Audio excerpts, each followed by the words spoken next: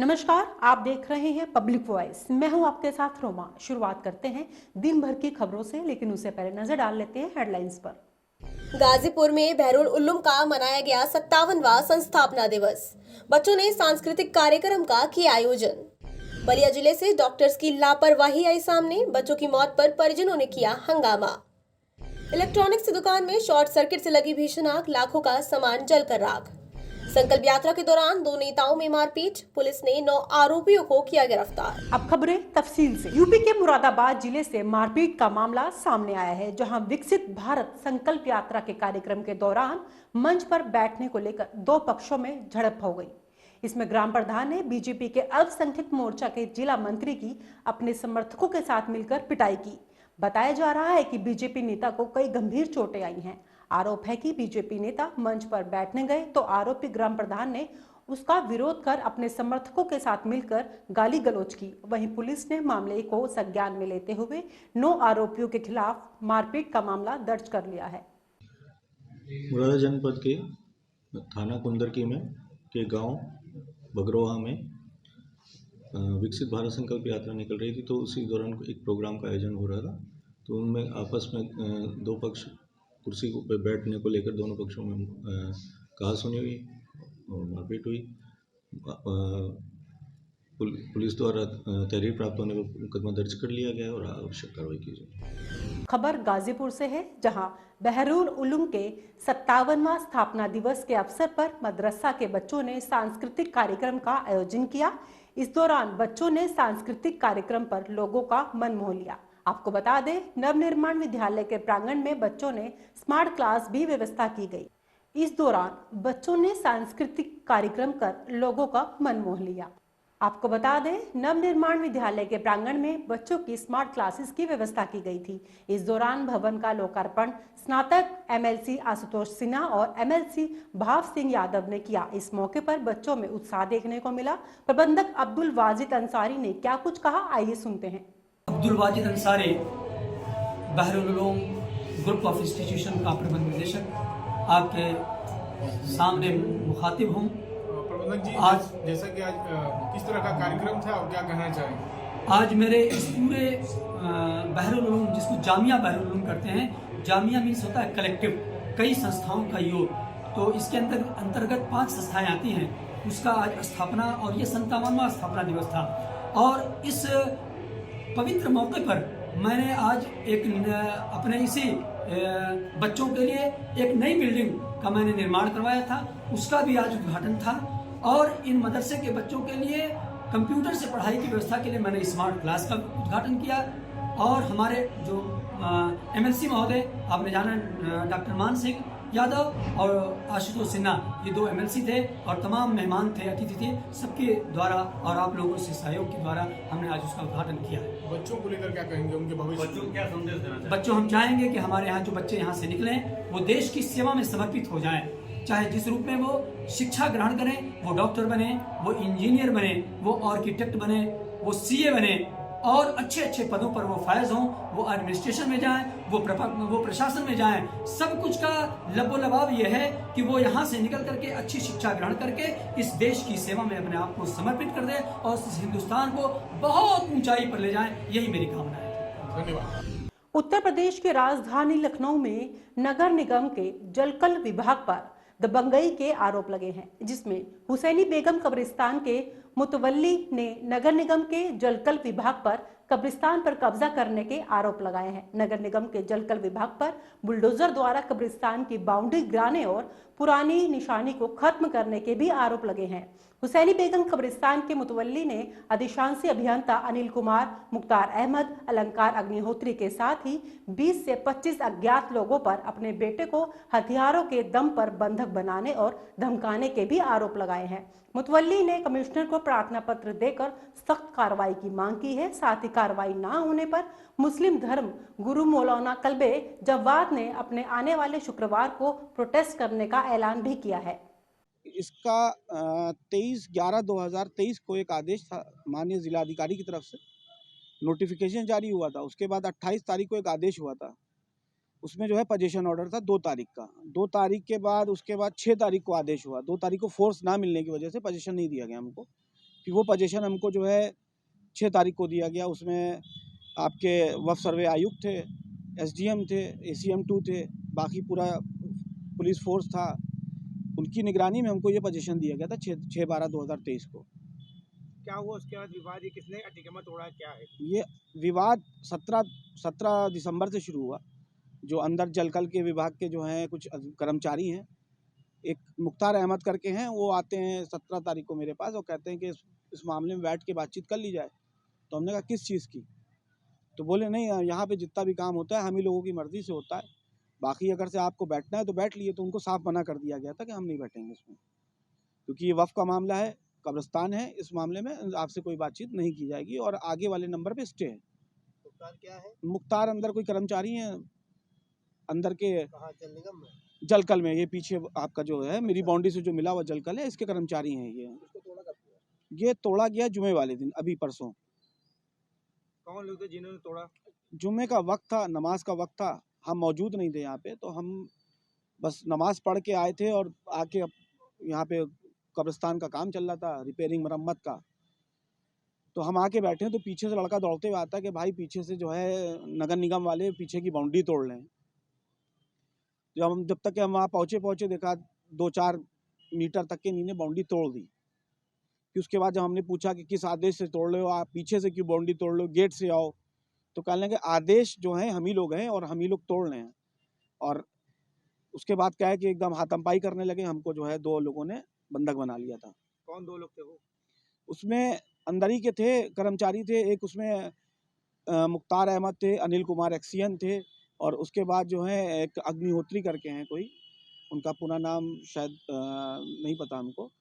तो वो सब मौजूद थे यहाँ पे उसमें। बाकी सब अपना शादी वर्दी में बहुत से 100-150 आदमी। उनके पास कोई पेपर मौजूद थे आपकी जगह को आदेश मांगा था तो उसमें से एक पिस्टल लगाए हुए थे, जिनसे जब आदेश मांगा था हमने तो बहुत देर तक के हम पीछे रोकते रहे। जुमे का टाइम था, यहाँ पे लोग थे नहीं, 2 गार्ड थे, हम अकेले थे, एक मिस्त्री काम कर रहा था रिपेयरिंग का। तो 4 आदमी थे। तो 3-4 लोगों ने मेन गेट अंदर से बंद कर लिया था, पीछे से बाउंड्री तोड़ के अंदर से गेट बंद कर लिया था। तो बाहर का मजमा जो भी था वो बाहर ही रुक गया। तो जब आदेश मांगा तो उन्हीं ने मेरे सीने पिस्टल रख के कहा कि ये आदेश है, ज़्यादा मांगोगे तो आदेश दे देंगे अभी तुमको। आपके पास मौजूदा आदेश किस किस का है? हमारे पास मौजूदा आदेश है वफ़ सर्वे आयुक्त का है।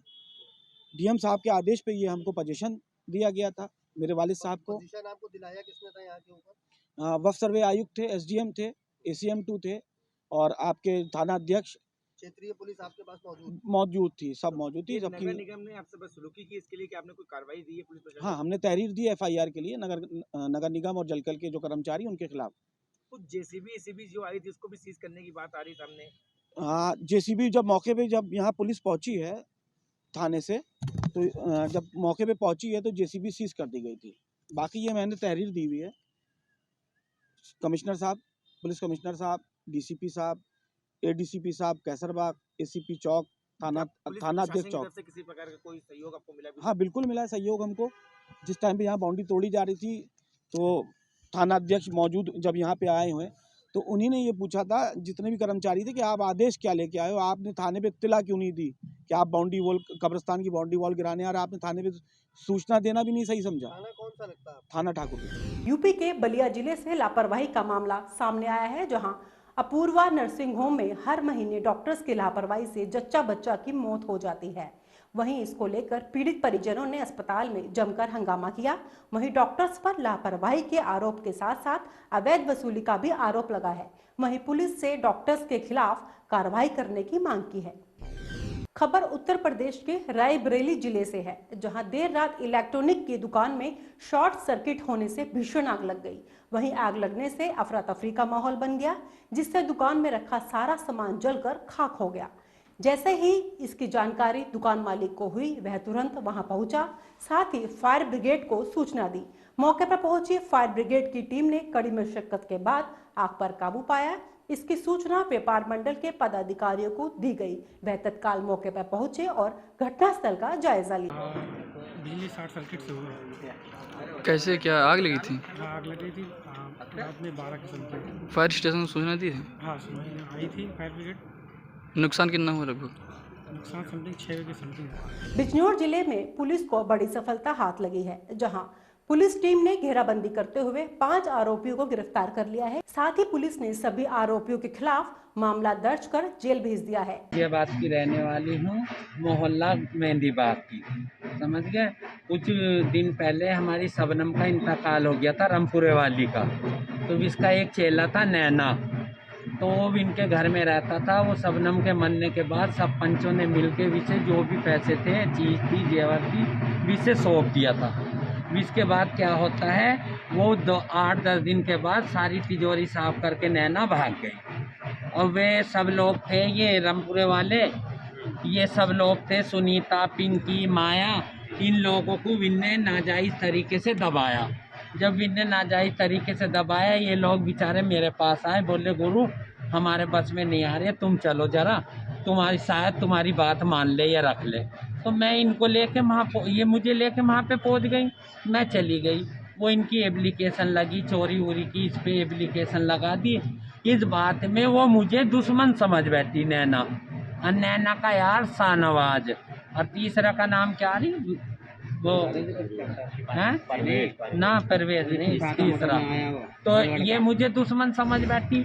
अब ये 8 दिन से मेरे पीछे इनने बदमाश लगा रखे थे। नैना ने शाहनवाज को, और नैना का एक और मिलने वाला, जिसे इनने 3 लाख सुपारी के दिए थे। अब ये बात मुझे बिल्कुल नहीं पता चली। अब ये बात किसी तरह से लीक होने के बाद थाने में आ गई।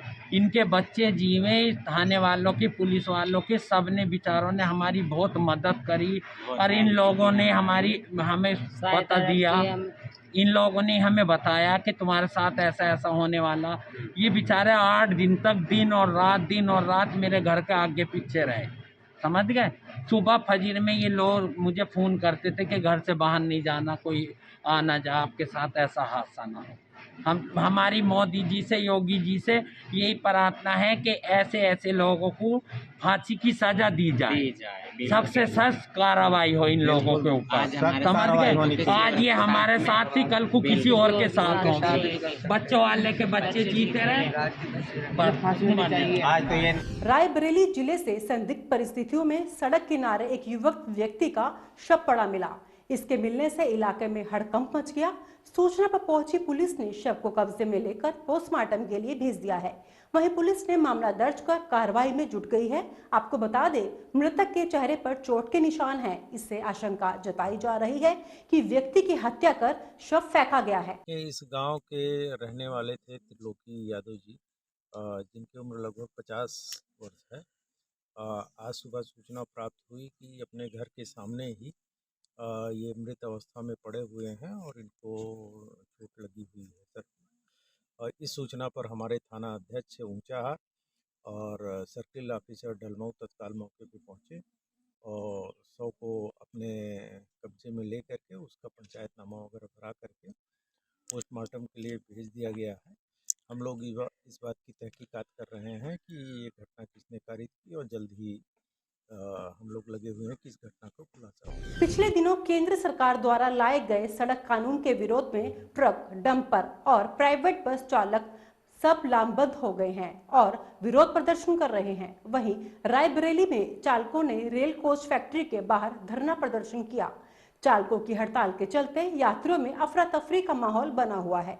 वहीं प्रदर्शन की जानकारी प्रशासन को हुई तो प्रशासनिक अधिकारी और पुलिस ने प्रदर्शन स्थल पर पहुंचकर लोगों को समझा बुझाकर प्रदर्शन बंद करवाया। सभी ड्राइवर भाई रेल कोच में हम लोग प्राइवेट गाड़ी चलाते हैं, ड्राइवर हैं सभी लोग।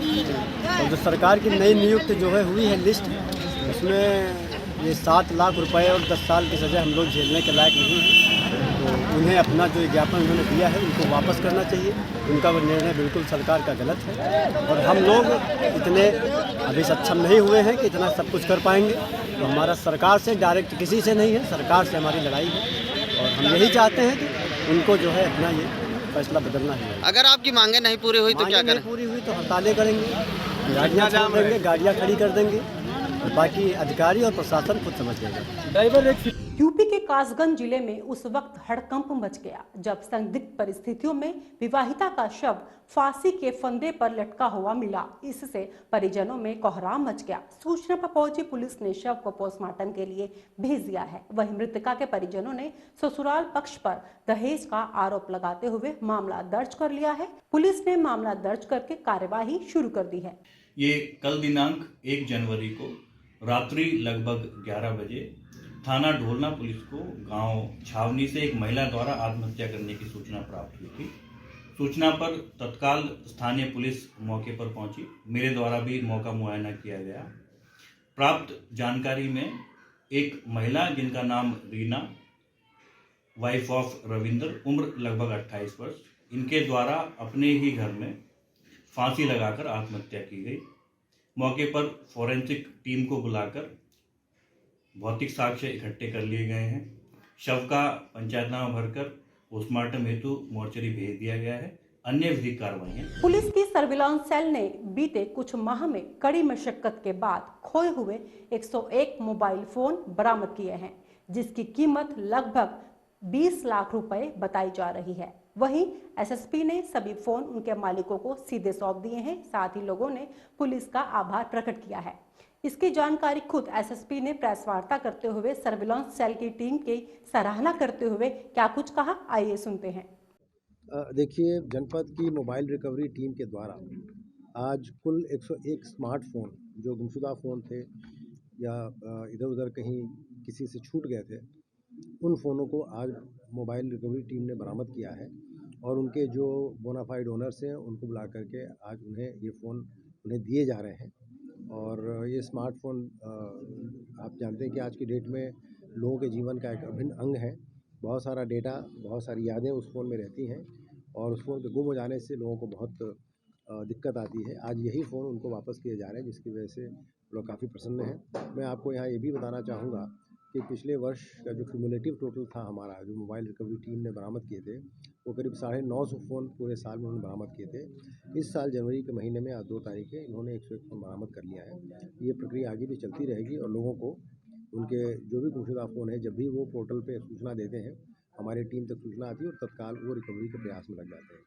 जो फ़ोन बरामद हुए हैं उनका जो ब्रेकअप है वो है रेडमी के 15 फ़ोन, ओप्पो के 15 फ़ोन, इंटेल के 2 फ़ोन हैं, मोटरोला का 1 फ़ोन, सैमसंग के 8, माइक्रोमैक्स 1, वीवो के 25 फ़ोन हैं, टेक्नो स्पार्क के 11, लावा के 2, इन्फिनिक्स के 3, वन प्लस के 2 और रियलमी के 16 फ़ोन। इस प्रकार कुल 101 फ़ोन जिनकी मार्केट वैल्यू तकरीबन 15 लाख रुपए है, ये बरामद किए गए हैं।